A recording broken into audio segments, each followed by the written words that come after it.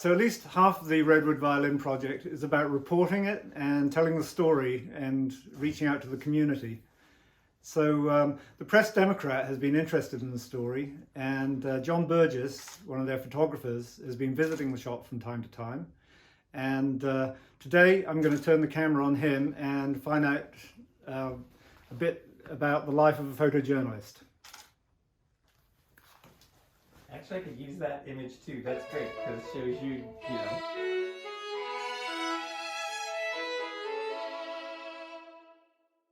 Hi, I'm John Burgess. I'm a photojournalist at the Press Democrat here in Santa Rosa. I've been working there for 30 years now. I'm still only third on the seniority list. And I started out here after going through San Francisco State's program.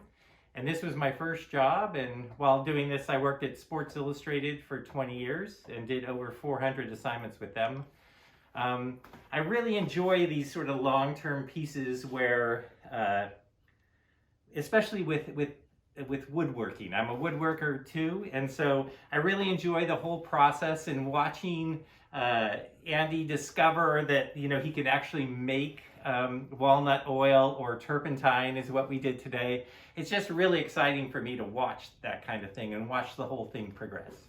The profession must have changed a whole lot, especially with the internet and the coming of digital.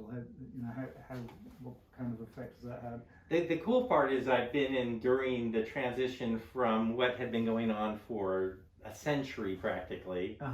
And then I started in the late 80s, early 90s here at the PD. And then we had film. And then we'd have to take about a half an hour to send a photo from the field, carrying a 50-pound computer in a little case to send a photo back. Wow. So mostly it was local stuff. And then laptops came in the early 90s, and that changed everything for us, and scanners of film. So first we started scanning film, and then by 1999 they introduced the Nikon D1. It was the first digital camera, and from then on we've got rid of the darkroom for the last 22 years now. But still, we're always progressing. Nearly always, right now, every change in photography is more on the technical end and in Photoshop than it is on the actual image making that used to be. So yeah, it's been exciting to watch the transition over the years.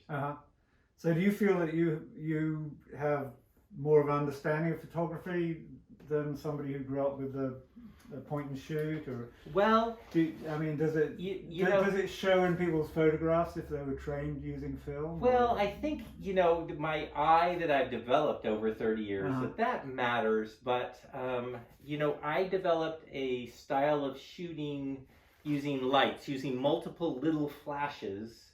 So I, in some situations for shooting for Sports Illustrated, I use 13 different flashes. Oh, wow. And so I developed this whole technical style that nobody else was using in the 90s.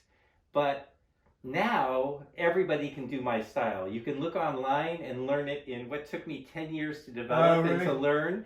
Now there are videos out there that explain how to balance those flashes. And mine was all mathematics and using light meters. And now you just look on the back of the camera and you can see, oh, that light needs to go up a little bit. So it's a lot easier for people to learn and to get up to a proficient level of photography now. That's why you see, 50 or 100 billion photographs taken every year, and tons of professional photographers.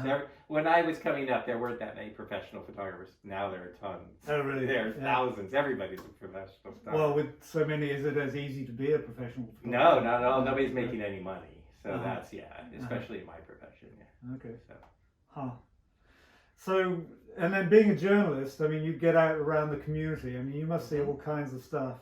And you were telling me that you're kind of a sponge for stuff that you can do with your hands. Yeah. So I learned a lot of stuff. What kind of things have you seen out there that you've gotten interested in? All my hobbies, it seemed like I started with doing a story on a gardener who was specialized in salvias. And so suddenly I had salvias throughout my garden. And I did a story on a kayak fisherman, and suddenly I spent, a few $1,000s on kayak fishing equipment. Oh wow! And then woodworking, of course, I've done. Got to go up to Krenov's school up in Fort Bragg in the late '90s, and that got me reinvigorated to get back into woodworking too. So it's really fun. I get to talk to the experts in every field in the county, so that my day is it's just filled with talking to people with such knowledge like yourself and learning about how to do walnut oil. And, useful knowledge. Who knows when I might need it. So yeah, it's great. I love that part of yeah. the job. My favorite part of the job. Well, I have to say it's been a real pleasure to have you come down and be part of this, because I mean your interest and enthusiasm just it's quite obvious to see. And anyway, yeah, so thanks so much for being part of this Redwood Violin Project. Well, I hope I did a good job. Thanks. I think